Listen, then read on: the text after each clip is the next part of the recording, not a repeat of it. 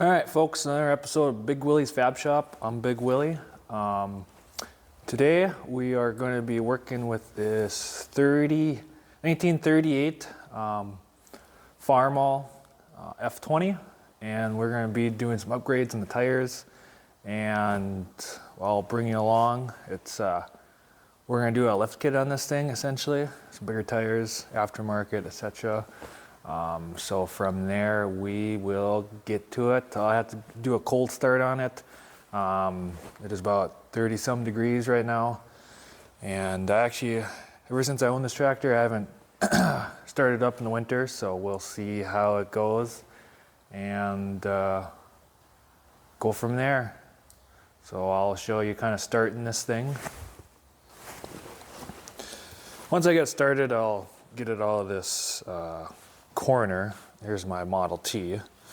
But those pigeons, they really do something to the body of these things. They freaking shit all over them. But, so it's pretty easy to start these old F-20s, at least this guy. The biggest thing is you turn on fuel. You make sure it is in neutral, which it is not.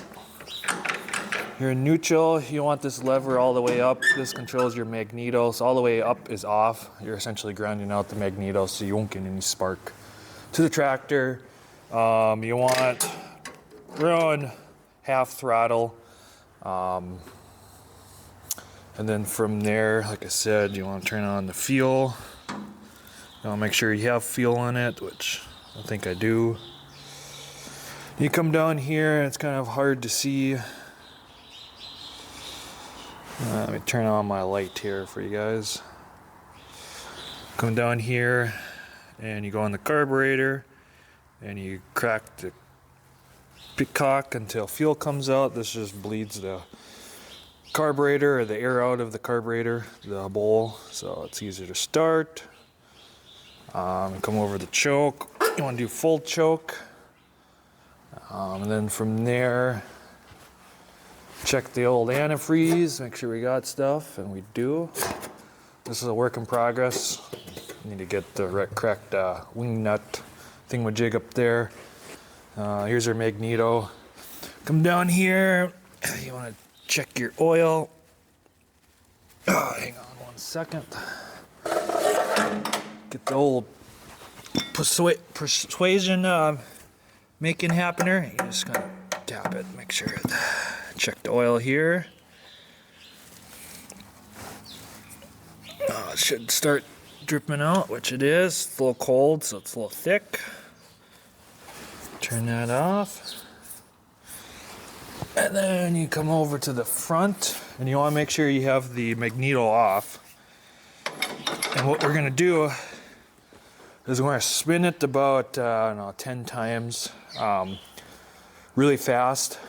And then you'll see how I grip the crank with it off versus when it's on. You hold the crank differently because these things are known to, if it backfires any of these hand crank operated machinery, if they backfire, they can break your leg, or not leg. That'd be interesting if you could break your leg on crank starting, but probably has happened. Break your arm. It's kind of known to happen, so I'll set you up somewhere and you can watch me start this thing.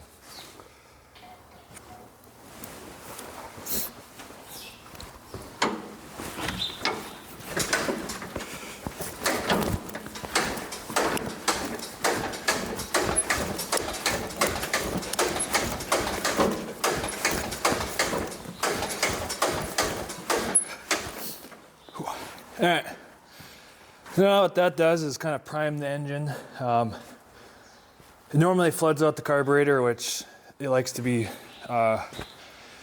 flooded. It starts easier. Yeah, once it starts dripping out of the carburetor, you know it's good. It is pretty hard to turn over right now because everything's cold. So, but now once it's primed, what you do is you come over to that lever again that I said controls the magneto, and you go about halfways. And then you don't want to go full throttle on that lever because it would advance it too much. You kind of want to leave it retarded.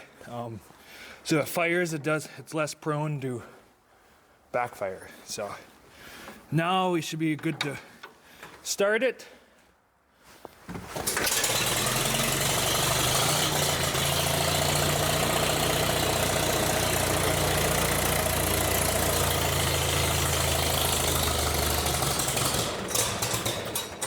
Oh, didn't like something. Let me get a little more choke. Yeah, let's leave it about half throttle and give it one more go here. Huh.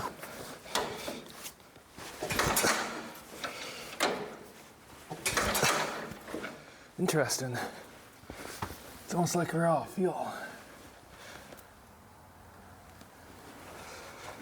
Oh, got a nice old leak there. Well, looks like I gotta fix that. Nice. Dripping all over the drive shaft. Well, I might prime it one more time here. Turn that off. I'll probably turn the choke off too soon. But let me prime it and I'll get back to it. All right, let's hit it one more time. Half on the lever. Should be able to give it just a bump.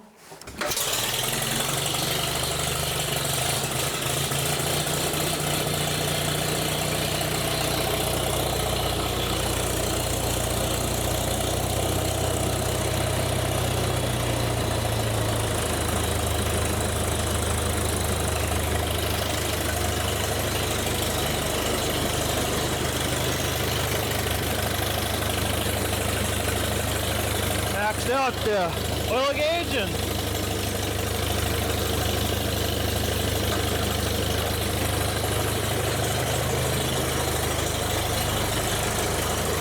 we'll just let it run and warm up a bit.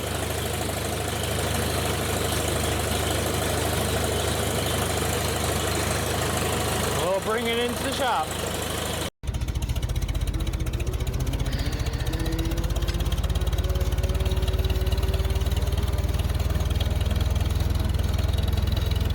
Alright, so the first step here is to lift it up, take the tires off, and then go over to the plasma cutter and cut out some adapters, which I had to fill up the plasma cutter with water.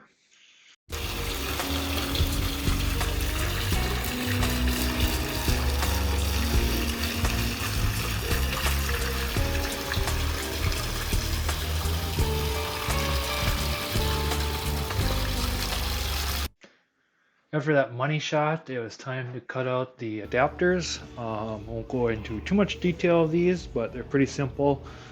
We just use 3/8 inch plate steel, which is the same thickness as the rims of the wheels that we are using. So it should be plenty thick and plenty strong for what this tractor is really ever going to see. It's pretty much a parade tractor from now on, and essentially since I owned it, that's pretty much all it's been used as. And then next step was to clean it up, get all the slag off, and then wipe it down, paint it so it doesn't rust too much until I get a chance to paint this tractor, which a couple years down. This time we rolled the wheels in and we noticed how freaking huge they are. They looked a lot smaller when they were laying down on a pallet, but yeah, they're large. So we're kind of thinking about not doing this, but we're like, oh, we're already halfway in here or a quarter way. Might as well just put them on and go from there. You know, we're almost there. Turns out that's not quite it. We're hoping just to put the rear wheels on and call it good. But as I will discuss here coming up, we had to do a little more custom work to this thing than we were expecting or planning to. So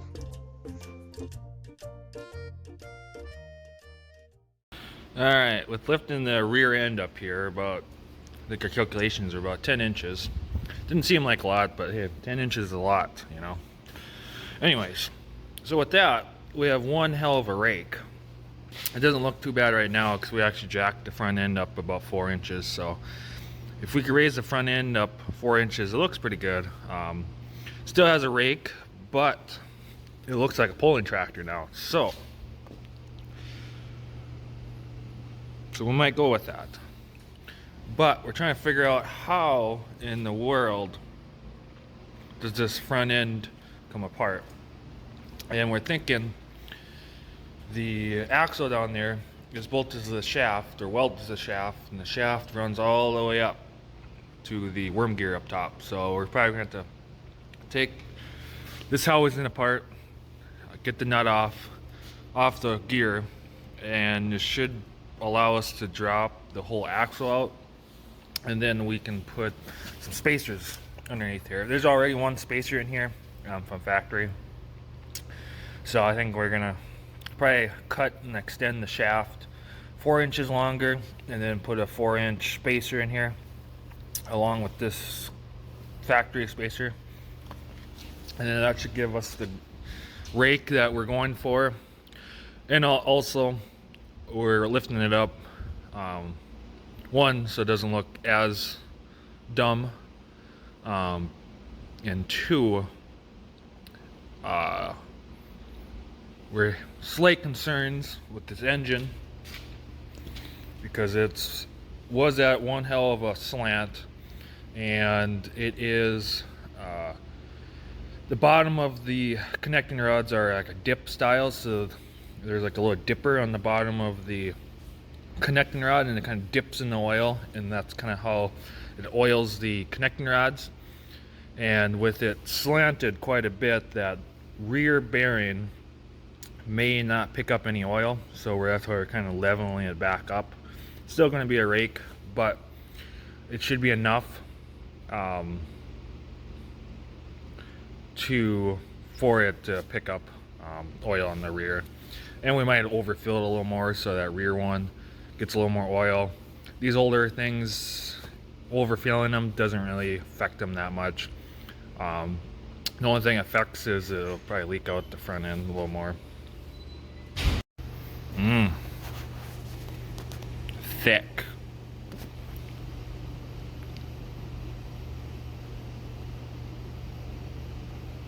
Good oil. Oh, look at that.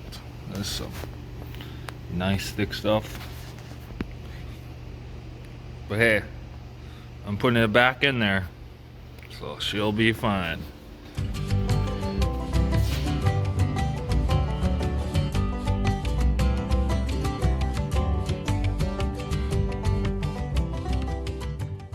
Alright, just taking the front end apart here, and one thing I noticed was, just got the cotter key out for here. She hasn't been, this is where it was, the top of the nut. There's bearings in here, so this kind of sets the preload, kind of like your trailer axle. And so here where it was, and looks like it hasn't been adjusted. So 1, 2, 3 turns I could get more out of it. So, and it's still, yeah, so it looks like it gets tight there. So probably, yeah, 3 turns. So yeah, another positive of diving into this is get to tighten up the bearings a little more, and you know, it runs like it should from now on, or until it wears out again. But stay tuned. I'll probably take this nut off, this gear, and then loosen this crap in here. Good things my chains are in the way, because otherwise it would be too easy to unbolt all that. So positive there. And then once we get all that loosened up, taken off, that should drop down, and somehow we gotta jack up the tractor a little more to get that whole axle out, because the axle goes from that top of the nut, runs all the way down, and somehow connects to the wheel axles. So we just got to drop all that through. Oh, there's a booger on my, what is that? Leaf? Yeah. Another thing about this oil, it is sticky. It is, there's some oil that I drained out of that unit. Thick. And it's like 55 degrees in here. It's tar. It's good stuff though, but you know, it's gonna be going back in there. But anyways, on to taking that apart. All right, so when I was taking this axle out, it doesn't really look too bad on camera, but I could have sworn I was gonna tip the tractor over on its back because I had to lift quite a ways here, and it doesn't look too bad in the camera, but I could have sworn I was gonna tip the tractor over.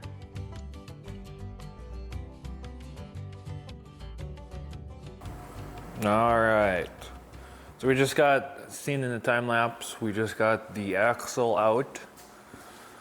Now we're going through it and trying to get a game plan on how we are going to extend this axle.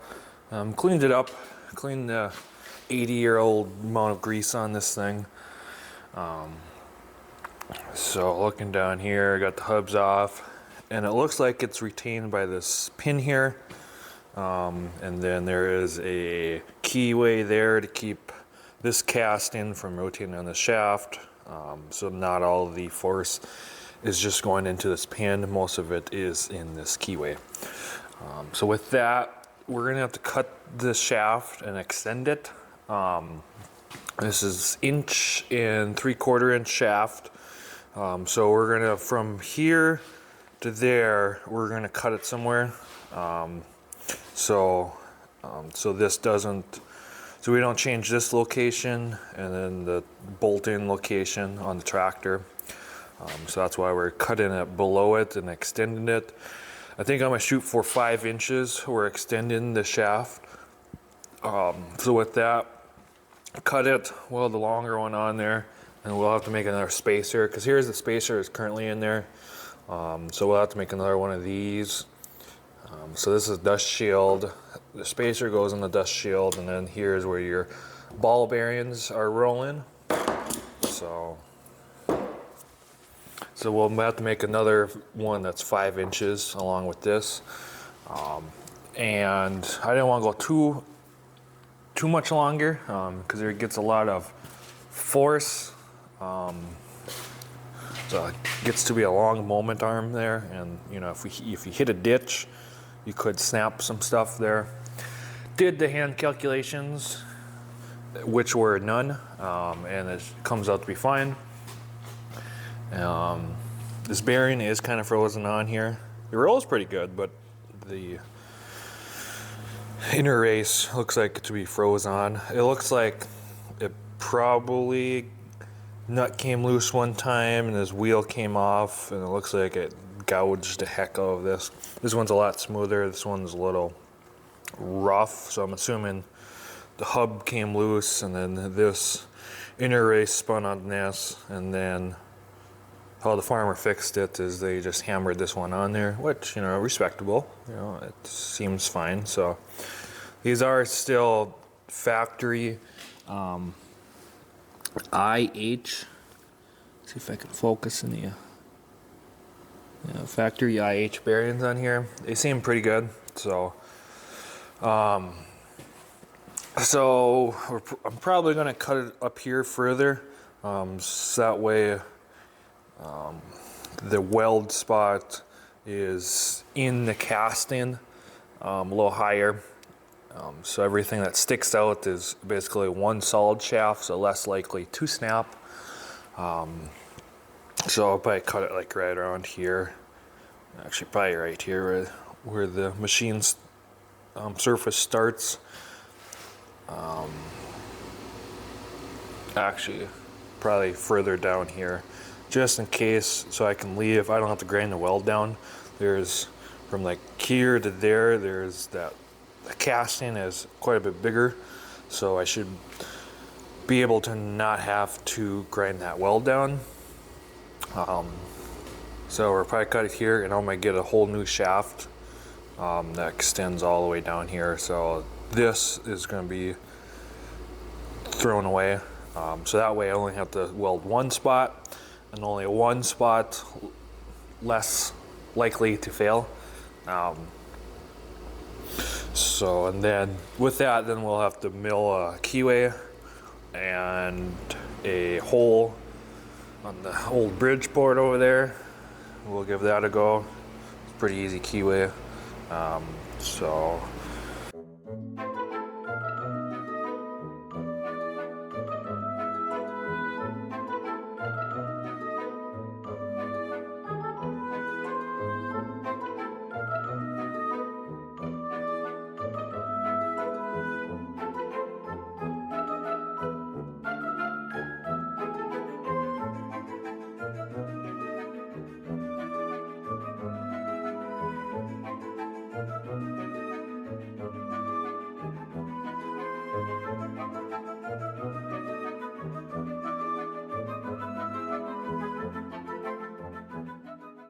alright, so I came out to the parts machine to get that back felt seal since I burnt it, and then see if I have a good back bearing so I can cut off the other one so I can replace the felt seal now. So come out to this one. This bearing is shot. The balls are down, or rollers are down there. The outer cage is missing. So yeah, the inner one is good, of course. Of course, they're different. This one's good, or good-ish. So I'm gonna throw this back on there, pretend I didn't see that, and then go to the other side, and hopefully that bearing is good.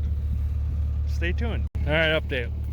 So this must be an earlier design of bearings, because there is no cage. It's just the rollers individually on there.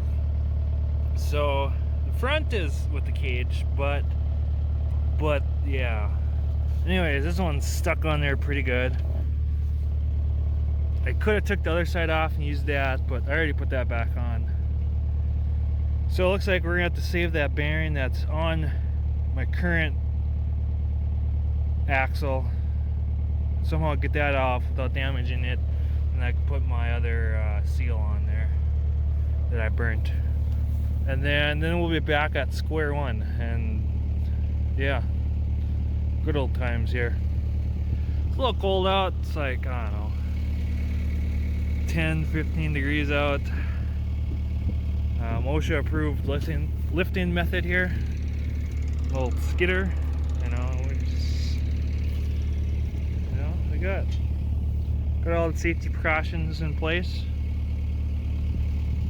And yeah, so I'll put this hub back on this wheel, and we'll go back inside where it's warm.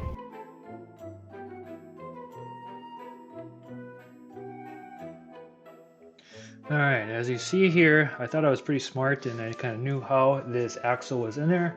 If I cleaned the grease off a little more, I would have realized how this axle was actually inserted into this assembly.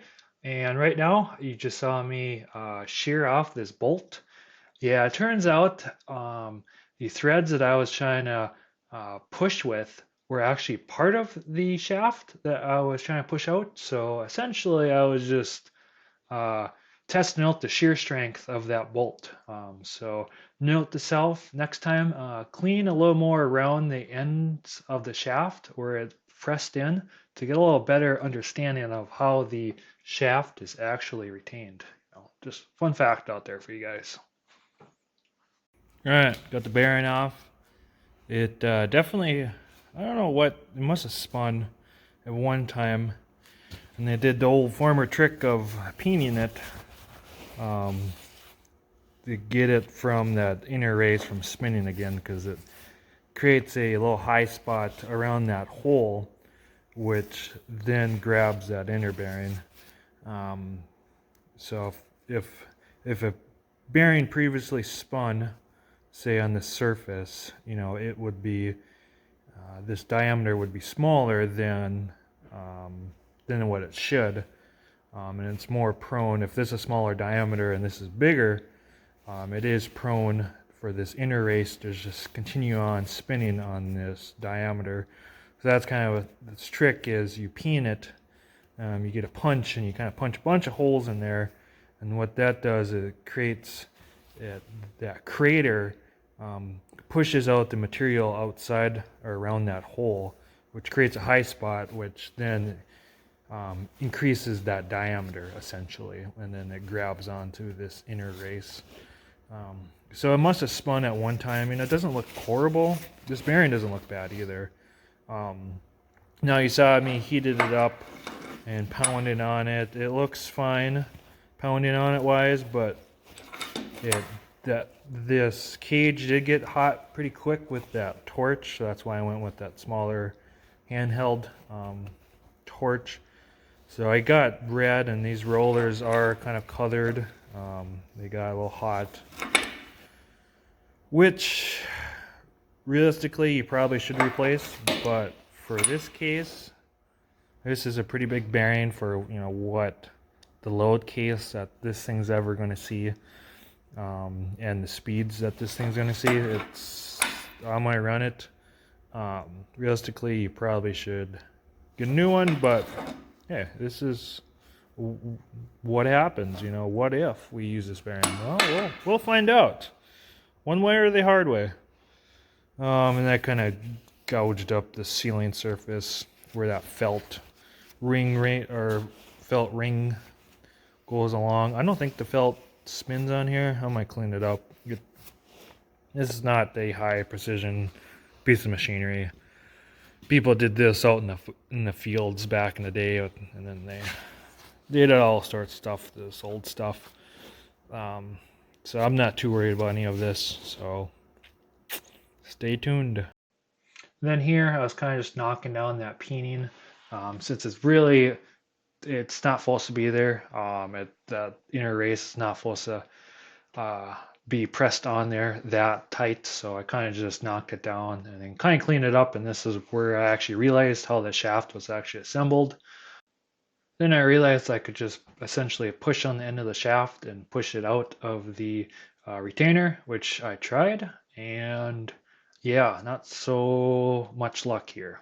Alright, so I hit it with 25 tons, and it is not budging at all.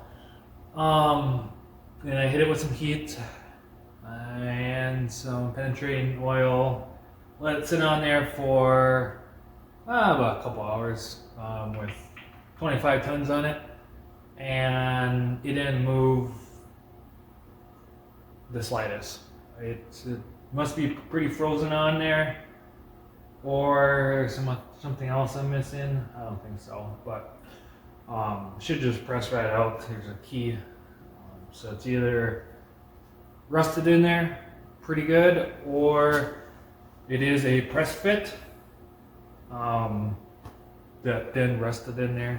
It should come out with 25 tons, I would think. So what we're going to do with that now is we're going to cut it and then put a 5-inch chunk in there and have 2 welds. So we're just going to leave all this assembled and go it that way. Ideally, it's not as strong. If we do it right, it should be as strong as the one-piece method or two-piece method with one weld. But with this, it's not going. So we'll just make sure we weld it extra strong. And we should be good to go. So the next step is I have to make some kind of jig to hold this, because I don't have a lathe here and big enough for this. So we're gonna make some blocks, get some wood blocks, cut a hole saw it, cut it in half, and then make a jig system to kind of keep it in line. Keep it straight, and then also we can spin it, so we can put a large chamfer on it, and then we can also use that jig to rotate when I weld. At least that's the idea. We'll see how the execution is. So that's the next step here. So let's get to it. So that was one idea, using the hole saw. But the other idea I had was, well, I had access to a plasma cutter, so I might as well use a plasma cutter. It'll be a little more precise than a hole saw, potentially. Um, and essentially you just cut out some sheet metals things, bend them up, and then use them as guides, which you can see here. And then put them on the table here, and then weld in the guides to the table, and then using the axle to kind of get all these guides lined up. Theoretically perfect, but yeah, it wasn't perfect. The hardest part of this axle is it's not a uniform diameter throughout the entire axle shaft, and there was some high spots, some low spots, some machine spots, etc. So it's kind of a guesstimation, so to speak. Estimation, guesstimation. I don't know. Anyways, I got close enough for what this needs to be. It doesn't have to be perfect.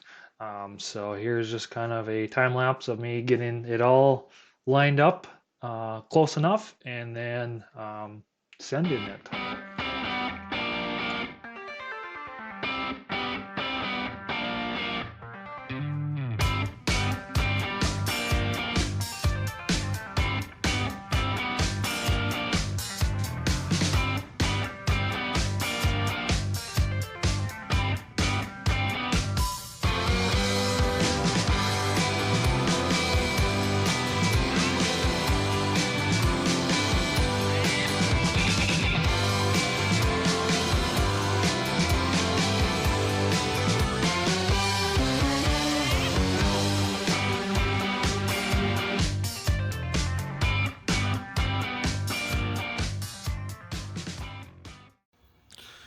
All right. So you just saw me grind some bevels here. Getting it ready to weld. And I got everything squared up. So I got, so this keyway and this keyway over here has to be 90 degrees off to get the right placement for my, that keyway is for my brake control. So when you crank the steering wheel hard one way, it will pull a cable the opposite wheel on the brake. So it'll lock up. So if you're turning right, it'll lock up, I shouldn't say the opposite wheel. When you're turning right, it'll lock up not lock up, but it will start applying the brake on the right side. So you can whip around pretty quick instead of, you don't have to do it with your feet. It's all automatically. So that's what this keyway is for. So it has to be 90 degrees off of this keyway. Just so it goes in the exact same spot as it came out. And my jigs here, they work okay. There is some slop kind of back and forth. So that's why I clamped on this C-channel here. Just to give a little more kind of, this one was kind of wiggling back and forth since it's pretty short. And it also is giving me trouble here from here. There's a little section here on the original stuff, and then from here to there, it's kind of turned down an eighth or a 16th of an inch than the normal diameters here, and then here, and then here. This is another ground down spot. So it's kind of hard to get these set up and welded when it was not chopped up, because I wanted to get these aligned before cutting it, so it was kind of straight. But after cutting it and then finding out where these hit afterwards, there was kind of some wiggle. So hopefully this keeps it in line good enough. This doesn't have to be super precise. It has to just be close enough. And then I had to weld this nut on here since I broke off that bolt inside there. So welded this on here so I can turn it with the drill, as you saw my makeshift lathe. And then I burnt out one of the Milwaukee grinders. I don't know what's the deal with that. We're gonna have to send it back. Sounds like the brake is applying when it is running. I don't know. Anyways, so now next step is to tack it up here and kind of spin it around and see how off it is, and then fully send it and then call her good. All right, on to welding.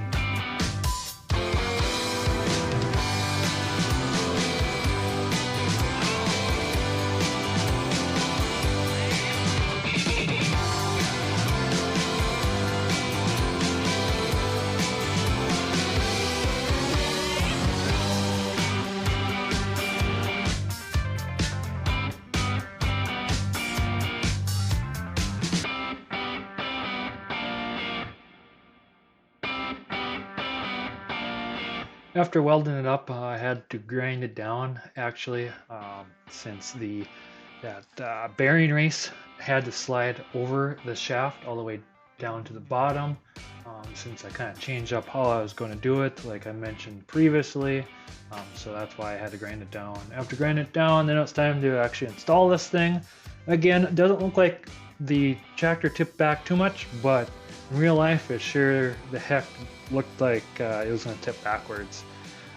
It was pretty high, and you know, it was OSHA certified, but you know, it's as long as they didn't look too hard. So.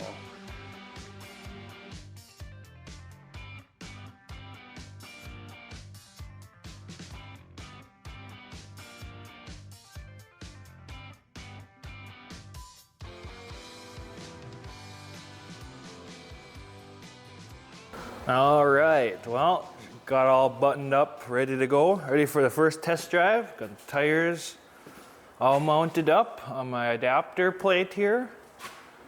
Oil and everything, greased, repacked bearings, front bearings, greased those, checked oil, fixed my gas leak.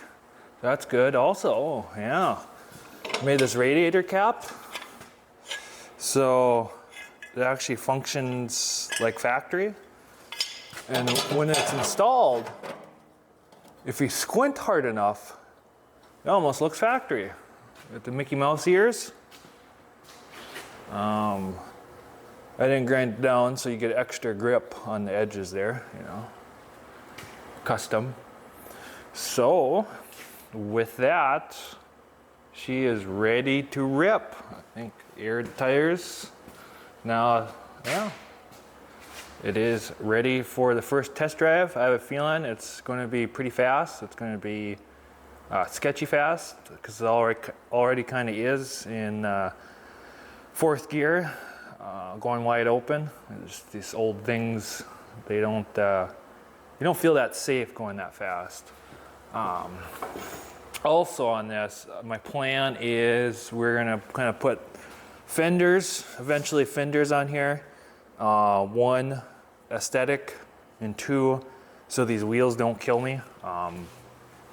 Because the problem with going these bigger wheels, if the axle happens to break, the tractor is going to tip down, that wheel is going to come up and kind of decapitate half of your body. So ideally that's not good. So we're going to put fenders on there, and just to make it look cool. And then that's a future episode. Fenders, I think the biggest thing is we're gonna have to put a chrome stack on this thing because it's just begging for it. And then, so that's coming down their line.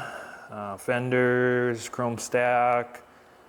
Eventually I want to put a generator on here. I got an extra pulley, fan pulley off my parts machine, so I can put there's an additional pulley here, so I can mount a generator around here, or probably the other side, we'll see. And then I can run lights, so hopefully the fender I get have holes for lights. I can put lights on here. Will I ever use them? No, but hey, it'll look cool. Besides that, this thing's going to be mainly a parade rig now. because it's not really usable with the big tires now. Implement wise, if I might take in a couple tractor pulls here and there, but one thing I'll have to do is I'll have to make a wheelie bar and then make a drop down hitch so I can hook the sled up lower. Otherwise, if I hook it up there, it's just gonna wheelie the tractor and I won't get much traction. Will look cool, but it will pull like crap. So a wheelie bar, because they probably, depending on the location, they probably won't let me pull this because the high chance of tipping over. But yeah, otherwise, that is that. Specs wise, I raised the rear up 10 inches. So the tire diameter is 20 inches more on these. And so I raised the tractor up 10 inches on the rear, and then the front, you saw me extend that axle, and then I also made, I didn't show, but I made spacer plates, the same amount that I extended the axle. So it's 5 inches, I raised the front, and that's about perfect. Gives me a nice good rake. And eventually I put some suitcase weights up here so it looks like a pulling tractor, which really it'll suck in tractor pulling because I don't think I'll have enough power to move the sled in first gear, but we'll see, since my speed is greatly increased there. But you never know. What else? Well, eventually I might put a roll cage on this thing, you know, make it look even more like a tractor pulling rig, but essentially all that is lipstick on this thing. That's pretty much it. But with that, I think it's time to take it out for a rip. Well, there she is, outside. We backed it out of the shop. Seems kind of sketchy, but here, it's fine. Well, let's try second gear. So don't get too carried away. Throttle. Oh.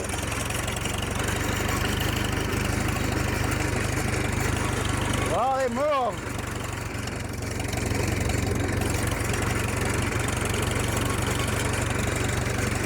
Seems a lot sketchy. Man, we're cruising. Second gear. What does first gear feel like?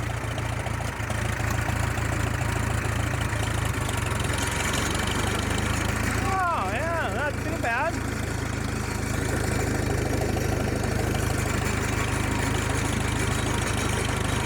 Alright.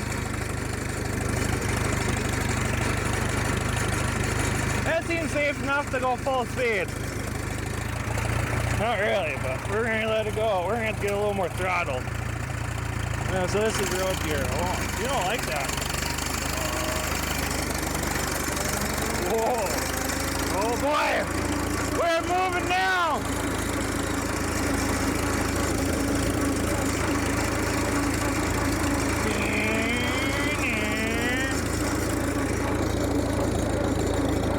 Just the thought of these braking and squishing me, I love the feeling. Not really. Probably have some wind noise because we're going so fast.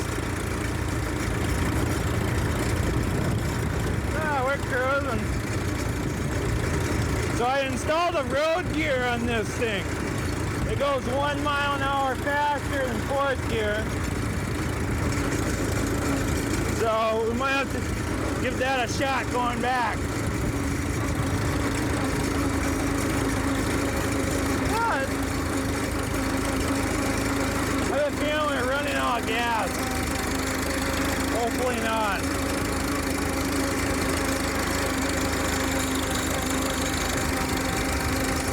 Making it work going up the hill. That's only about half throttle.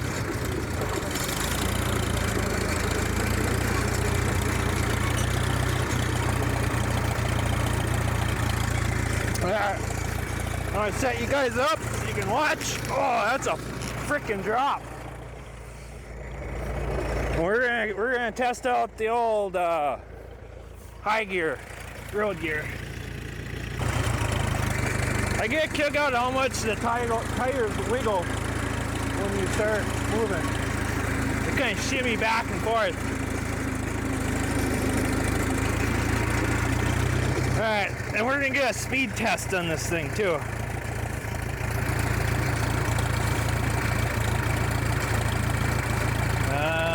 Let's see, where's the old speed tester? Turn on GPS. The government can locate me. Alright. So that's on. We have the old satellites, GPS fix acquire. There we go, that's what we're looking for. Alright.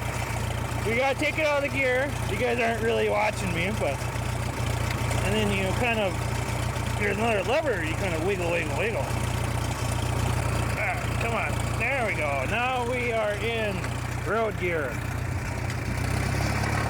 Road gear sounds like it's going to explode, so you just kind of ignore that part.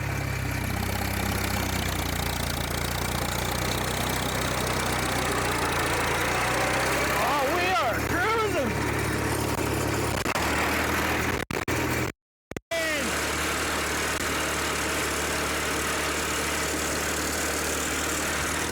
Alright, that's sketchy enough.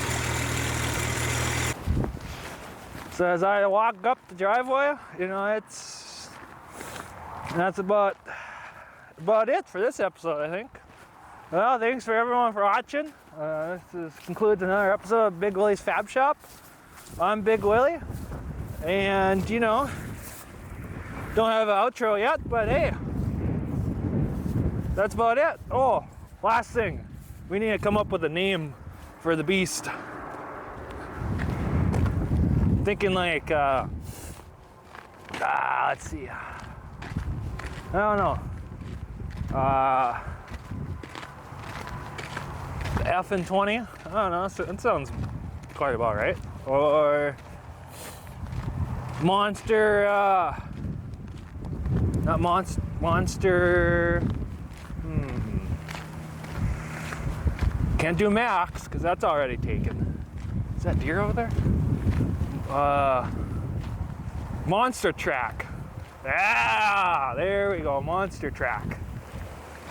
Short for tractor. You know, I'm not copying anyone, so yeah. So that ends the episode, and stay tuned for more on the Monster Trac. So yeah.